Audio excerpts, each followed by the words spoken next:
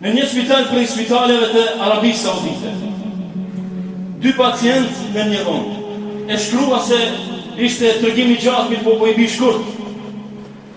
Në një spital, një dhomë, 2 pacientë, të cilët nuk po lëviznin fare, nuk kanë mundësi me lëviz, të dytë të shtrirë në shtretrit e tyre, të dytë në një dhomë, njëri i ri, ndërsa ky tjetri pak më i moshuar.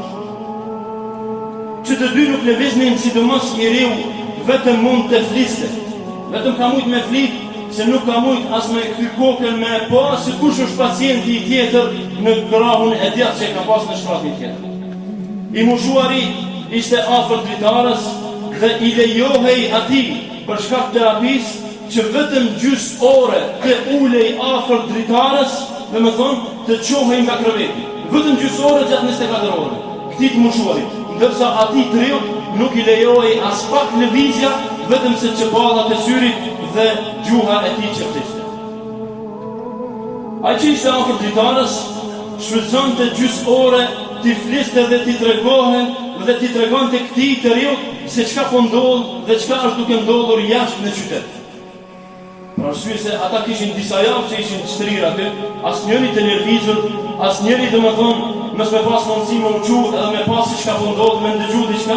Mirë po ky që ishte më i vjetër, ki kishte mundësi gjys ore pak me lëviz mendimin e dikujt. Edhe ulej te dritarja e spitalit në dhomën e tij, edhe i fliste atij triut, edhe i thonte një ditë prej ditësh i folte për makina.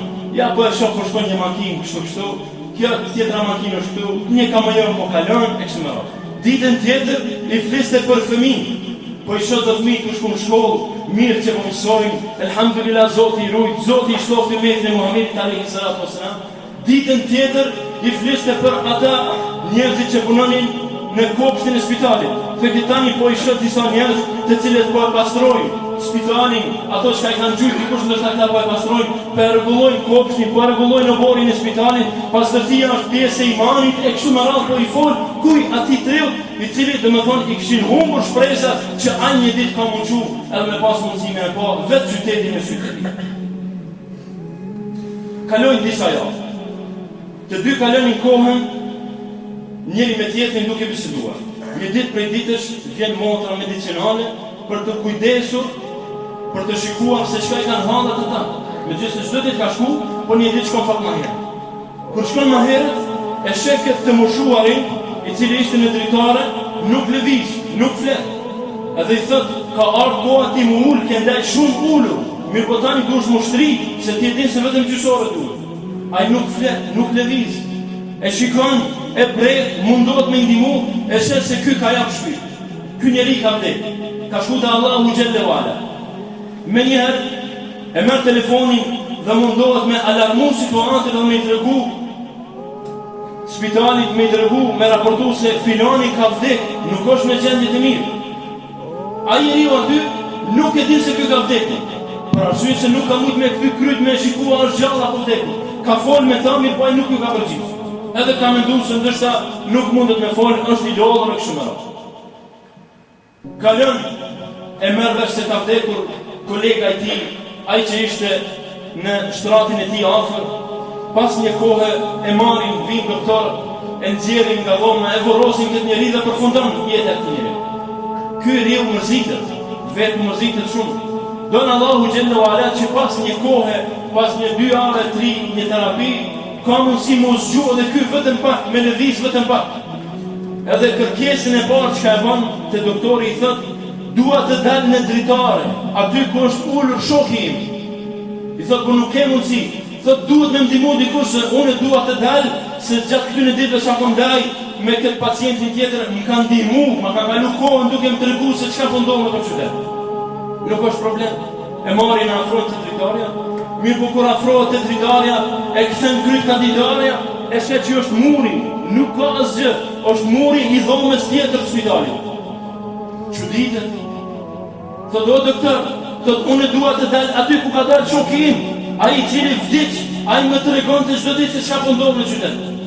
Thot, o zotni, thot, kjo është dritara që është ul ai, këtu edhe të ka tregu. Po thot, unë nuk po shoh asgjë vetëm se muri.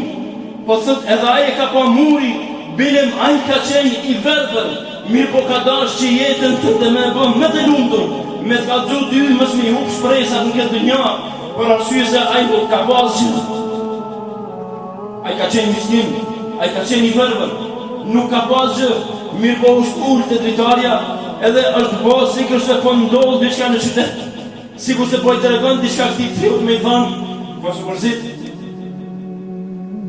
mos u mërzit, si ka në vizin qytet, mirë po ajës pas ka pas që, pas ka qenë i verbër. Qëfar mirësi e të të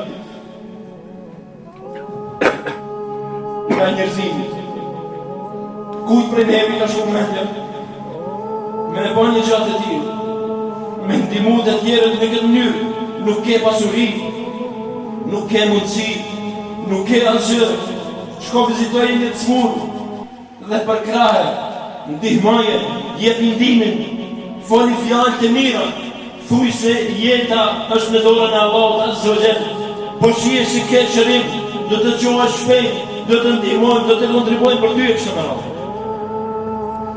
Pastaj ky djalosh falenderoj Allahun Azza wa Jall që e ka desh dhe e ka taku një njeri të tij, i cili nuk e kalon vetën në momentet më të vështira të jetës së tij. أقول قولي هذا وأستغفر الله لي ولكم ولسائر المسلمين فاستغفروه إنه هو الغفور.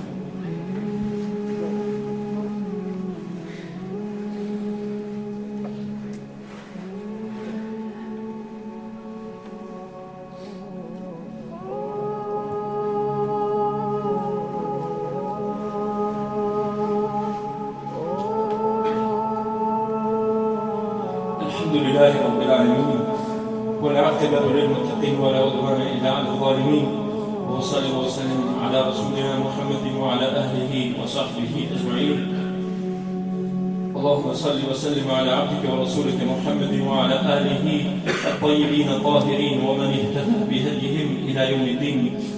اللهم أعز الإسلام والمسلمين وأذل الشرك والمشركين ودمر أعداءك أعداء الدين وانصر عبادك المجاهدين. اللهم انصر إخواننا في سوريا وفي كل مكان يا رب العالمين. إن الله يأمر بالعدل والإحسان وإيتاء ذي القربى وينهى عن الفحشاء والمنكر والبغي يعظكم لعلكم تذكرون ولذكر الله أكبر والله يعلم ما تصنعون وأقيموا الصلاة.